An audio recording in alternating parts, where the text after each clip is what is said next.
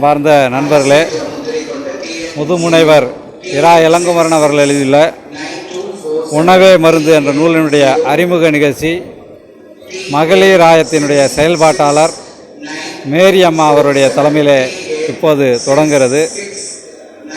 முதலாக வரவேற்புரை நிகழ்த்த தமிழ் தேசிய பேரியக்க செயல்பாட்டாளர் தோழர் இளங்குமரன் அவர்களை அழைக்கிறார். அனைவருக்கும் வணக்கம். இந்த நூல் அறிமுக நிகழ்ச்சிக்கு வரைக்கு தந்துள்ள ஐயா பி மணியரசன் அவர்களையும், தலைமை ஏற்றுள்ள மேரி அவர்களையும், வெற்றி தமிழன் அவர்களையும், இந்த நூல் அறிமுகம் செய்ய உள்ள விஸ்வா என்ற திரு வளர் மெய்யறிவான் அவர்கள், மூத்த ஊடகவியலாளர் டிஎன்டிவி ஊடகம் அவர்களையும், நூலை பெற்றுக்கொள்ள வந்திருக்கும் மருத்துவர் கார்த்திகேய பிரபு அவர்களையும், சித்த மருத்துவர் ஆர்த்தி அவர்களையும், ஹோமியோபதி மருத்துவர் மாதவி அவர்களையும் வருக வருக என வரவேற்கிறேன். தோழர் மேரி அம்மாள் அவர்கள் தலைமை உரை.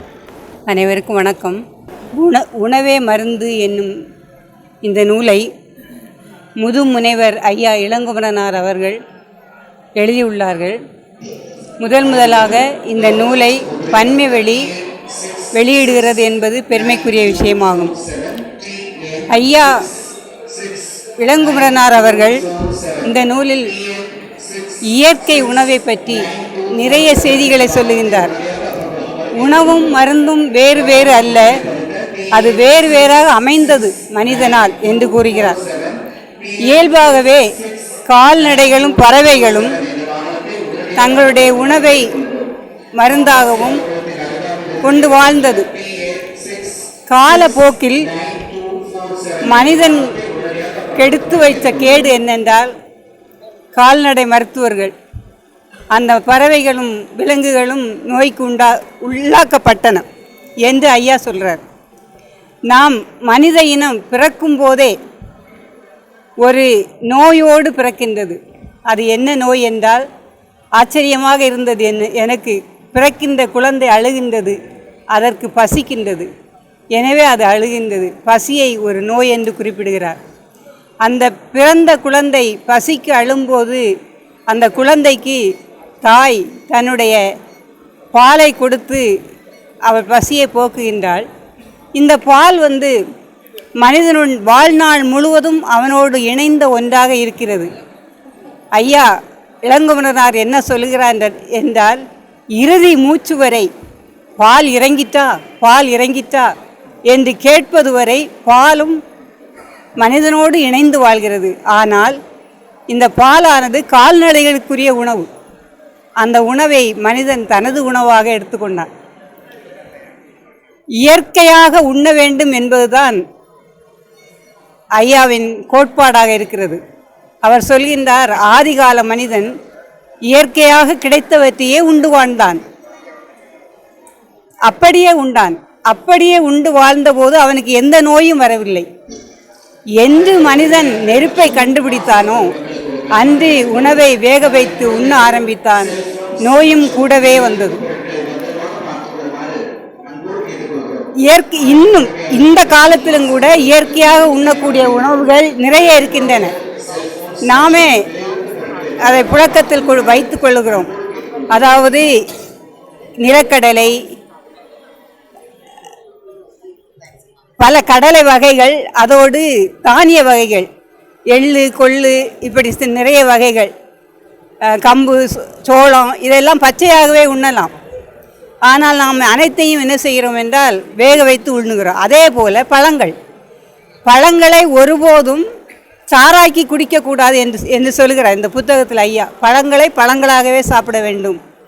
அதை சாராக்கி குடிக்கும்போது அதனுடைய சத்துக்கள் எல்லாம் வீணாகி போய்விடுகின்றது என்கிறார். எப்பொழுதுமே காலப்போக்கில் உணவை சமைத்து உண்ண படித்த பிறகு மனிதன் அதில் பல வகையான மசாலா அது இதெல்லாம் சேர்க்கறதுனால தான் நோய் வருது. உணவு நோய் நீக்கியாக இருந்த உணவு நோய் ஆக்கியாக மாறிவிட்டது என்று சொல்கிறார். ஐயாவுடைய இந்த நூல் இலக்கிய நடையில் அவர் எழுதியிருக்கிறார். படிப்பதற்கு கொஞ்சம் சிரமமாக இருந்தாலும் ஆழ்ந்து படிக்க வேண்டி இருக்கிறது. ஆழ்ந்து படித்து அதை புரிந்து கொள்ளலாம். புரிந்து கொள்ள முடியாமல் ஒன்றுமில்லை. வள்ளலார் என்ன சொல்கிறார்? பசித்தோர் முகம்பார் என்கிறார். உணவு இல்லாமை ஒரு நோய் என்கிறார். எனவேதான் வள்ளலார் தன்னுடைய வாழ்நாளெல்லாம் அணையா நெருப்பை கொண்டு மக்களுக்கு உணவு வழங்கும் ஒரு திட்டத்தை இன்னும் அவருடைய வடலூரில் நடந்து கொண்டே இருக்கிறது. ஓரறிவு உள்ள மரஞ்செடி கொடிகள் இவைகளெல்லாம் தனக்குரிய உணவை தானே தேடிக்கொள்கின்றது. மனிதன் தனக்குரிய உணவை விளைவிக்க வேண்டிய இடத்தில் நமக்கெல்லாம் தெரியும். அந்த காலத்தில் மண்புழுக்கள் வாழ்ந்து கொண்டிருந்தன. மண்புழுக்கள் நிலத்தை செழுமைப்படுத்தின, பக்குவப்படுத்தின. மனிதன் பூச்சிக்கொல்லு மருந்தை என்று பயன்படுத்த ஆரம்பித்து விட்டானோ அன்றே மண்புழுக்கள் எல்லாம் அழிந்து விட்டன. எனவே வேறு வேறு பூச்சிக்கொல்லி மருந்துகளை தெளிக்க வேண்டிய நிலைமைக்கு தள்ளப்பட்டு விட்டோம். இதையெல்லாம் அழகாக ஐயா இந்த புத்தகத்தில் சொல்லுகின்றார். வாழ்வுக்கு கட்டாயம் உணவு தேவை. இன்னும் நாம் இருக்கின்ற காலத்திலும் கூட அதிகமாக சமைக்காத உணவை உண்பதற்கு பழகிக்கொள்ள வேண்டும் என்பதை சொல்கிறார். அவருடைய வாழ்க்கையில் நடந்த ஒரு செய்தியை சொல்லும்போது சொல்கிறார். சென்னையிலிருந்து மதுரைக்கு வந்து கொண்டிருந்த நேரத்தில் மாமண்டூரில் பசித்ததே என்று ஒரு கடையில் கொஞ்சம் கலவைன்னு சொல்லி பக்கத்தில் மிக்சர்னு போடுறார். அதை உண்ட பிறகு 13 நாட்கள் வயிற்றோட்டமாக இருந்தது என்று குறிப்பிடுகிறார்.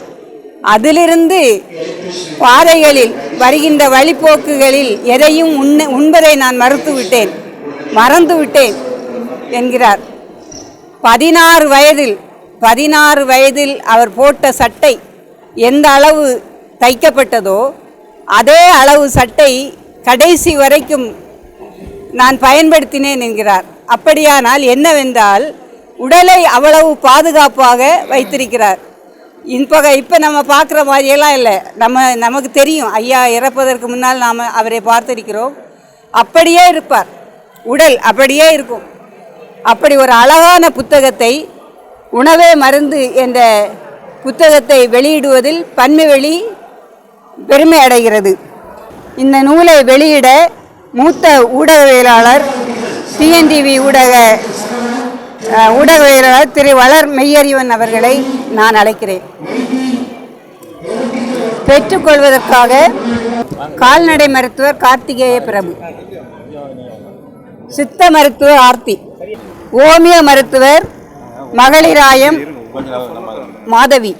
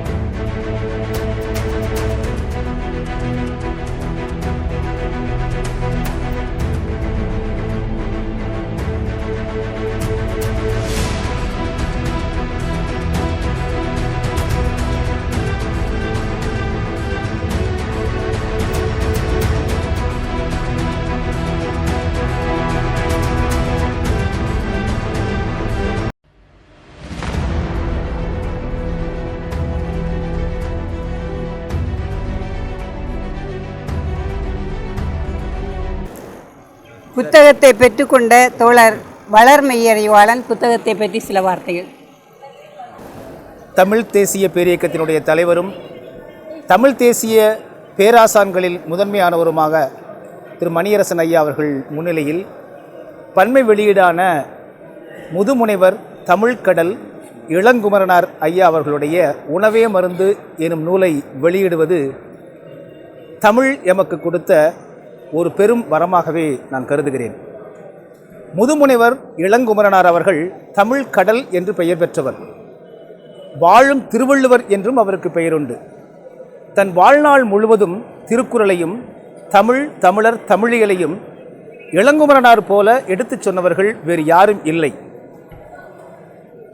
தமிழருடைய திருமண முறை, தமிழருடைய பண்பாடு, தொல்காப்பியம் அனைவருக்கும் எளிதில் புரியும்படியாக எடுத்துச் சொன்னது. தமிழியலில் இளங்குமரனார் ஐயா தொடாத எல்லைகளே இல்லை எனலாம், சிகரங்களே இல்லை எனலாம். அப்படிப்பட்ட நிலையில் உணவே மருந்து எனும் இந்த நூலை வெளியிட்டிருக்கிறார்.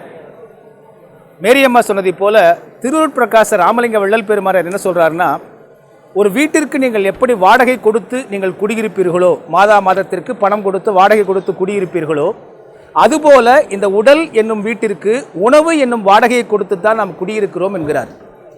வாடகை கொடுக்காமல் விட்டால் வீட்டை காலி பண்ண சொல்லிடுவாங்க. அதுபோல தான் நாம் உணவும் சரிவர கொடுக்காமல் விட்டால் இந்த வீட்டையும், உடல் என்கிற வீட்டையும், உடம்பு என்கிற வீட்டையும் நாம் காலி செய்ய வேண்டியிருக்கும். அதற்கு பெயர் மரணம் என்று பெயர். பசி என்பது பற்றி வள்ளல் பெருமானார் 35 விதமான அவத்தைகளை கூறுகிறார்.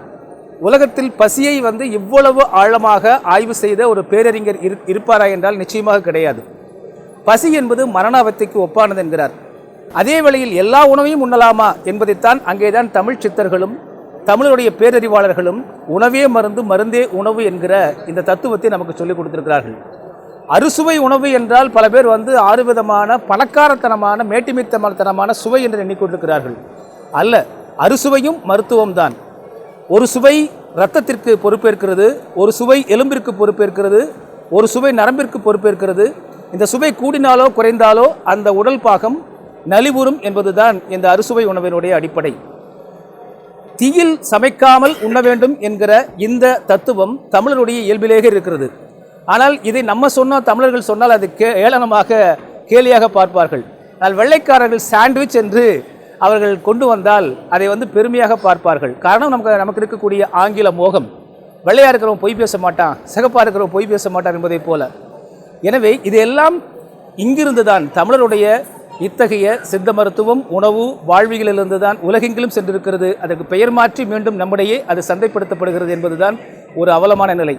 இத்தகைய நிலையில் பன்மை வழி இத்தகைய குறிப்பாக முதுமுனைவர் தமிழ்கடல் இளங்குமரனார் அவருடைய இந்த உணவே மருந்து நூலை வெளியிட்டிருப்பது தமிழர்களுக்கு மிகப்பெரிய வரம். அனைவரும் இதை வாங்கி பயனுற வேண்டும் என்று இந்த தருணத்தில் கேட்டுக்கொள்கிறேன். வாய்ப்பளித்த தமிழ் தேசிய பேரியக்கத்தினுடைய தலைவர் ஐயா பே மணியரசன் அவர்கள், துணை பொதுச் செயலாளர் அருணபாரதி மற்றும் தோழர்கள் அனைவருக்கும் நன்றியை தெரிவித்துக் கொள்கிறேன். வணக்கம். இறுதியாக தமிழ் தேசிய பேரியக்க தென் சென்னை செயலாளர் தோழர் ரமேஷ் அவர்கள் அனைவருக்கும் நன்றி உரை. வணக்கம்.